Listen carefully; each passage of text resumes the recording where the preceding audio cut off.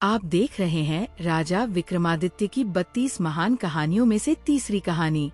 अगर आपने पहली की कहानी मिस कर दी है तो उसे हमारी प्लेलिस्ट में जरूर देखें। लिंक डिस्क्रिप्शन में उपलब्ध है।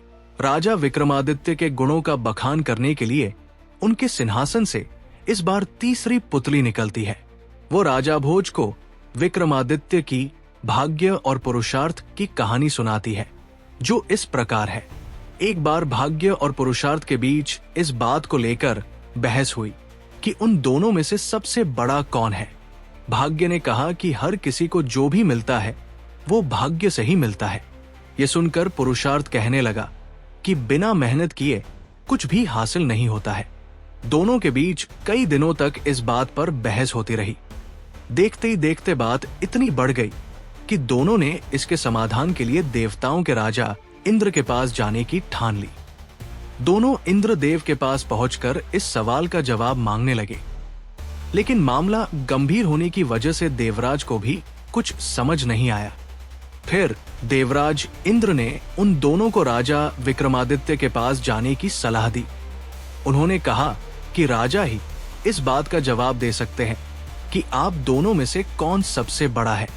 इतना सुनते ही भाग्य और पुरुषार्थ तुरंत मानव भेष में विक्रमादित्य के पास पहुंच गए। राजा के दरबार पहुंचकर भाग्य और पुरुषार्थ ने अपने झगड़े की वजह उन्हें बताई। उस वक्त विक्रमादित्य को भी इसका कोई उचित जवाब नहीं सूझा। तब राजा ने दोनों से 6 महीने का समय मांगा। इस दौरान भाग्य और पुरुषार्थ के सवाल का उन्हें कोई जवाब समझ नहीं आता। तब राजा सही जवाब की तलाश में अपने राज्य में जनता के बीच सामान्य नागरिक का भेष बनकर घूमने लगते हैं। राजा को काफी कोशिश के बाद भी अपने राज्य में इस बात का सही जवाब नहीं मिलता। फिर राजा भेष बदलकर दूसरे राज्य में जाने का फैसला लेते हैं।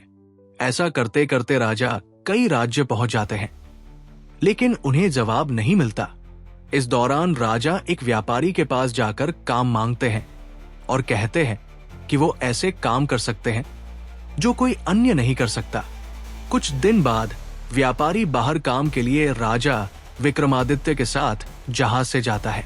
कुछ दूर जाते ही अचानक तेज तूफान आने लगता है और जहाज एक टापू के पास फंस जाता है। तूफान थमने के बाद जहाज को टापू से बाहर निकालने के लिए लोहे का कांटा उठाना होता है। व्यापारी ने राजा को उसे उठाने के लिए कहा। जैसे ही राजा ऐसा करता है तो जहाज तेजी से आगे निकल जाता है और विक्रमादित्य टापू पर ही छूट जाते हैं। टापू पर छूटने के बाद राजा कुछ देर आगे चलते हैं तो उन्हें वहां एक नगर दिखाई दिया। नगर के गेट में लिखा हुआ था कि यहाँ के राजा की बेटी का विवाह महाराज विक्रमादित्य के साथ होगा। ये पढ़कर राजा चौंक गए और महल में चले गए। वहां पहुंचते ही उनकी मुलाकात राजकुमारी से होती है। कुछ दिनों के बाद दोनों की शादी हो जाती है। महल में कुछ दिन बिताने के बाद राजा विक्रमादित्य अपनी पत्नी व राज्य की राजकुमारी को लेकर अपने राज्य की ओर निकल जाते हैं। रास्ते में राजा की भेंट एक सन्यासी से होती है। वो सन्यासी चमत्कारी माला व एक छड़ी राजा को देता है। सन्यासी ने राजा को बताया कि इस माला को पहनने पर व्यक्ति अदृश्य हो जाता है और छड़ी से सोने से पहले जो भी मांगा जाए वो मिल जाता है। राजा सन्यासी को उपहार के लिए धन्यवाद कहते हैं और आगे बढ़ जाते हैं। राजा महल पहुंचकर राजकुमारी को अंदर कमरे में भेज देते हैं और खुद बगीचे में चले जाते हैं। वहां उनकी मुलाकात एक गायक और ब्राह्मण से होती है। दोनों ने राजा को बताया कि वो इस दिन का सालों से इंतजार कर रहे थे। राजा विक्रमादित्य ने पूछा कि ऐसी क्या बात है कि वो सालों से उनकी राह देख रहे थे। दोनों ने बताया कि वो गरीब हैं और सालों से बगीचे में ये सोचकर मेहनत कर रहे हैं कि एक दिन राजा उनके सब दुखों को दूर कर देंगे। इतना सब सुनते ही राजा ने सन्यासी से मिली माला गायक को दे दी और छड़ी ब्राह्मण को। उसके बाद राजा अपने दरबार चले गए। 6 महीने बीतने के बाद भाग्य और पुरुषार्थ दोनों राजा के सभा में आए।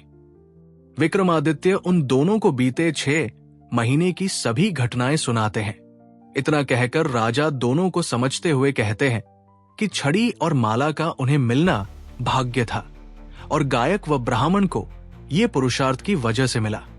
इसी वजह से भाग्य और पुरुषार्थ दोनों एक दूसरे के पूरक है। इनमें कोई छोटा या बड़ा नहीं हो सकता है। दोनों राजा का जवाब सुनकर संतुष्ट हो गए और वहां से चले गए। इतनी कहानी सुनाकर पुतली राजा विक्रमादित्य के सिंहासन से उड़ जाती है।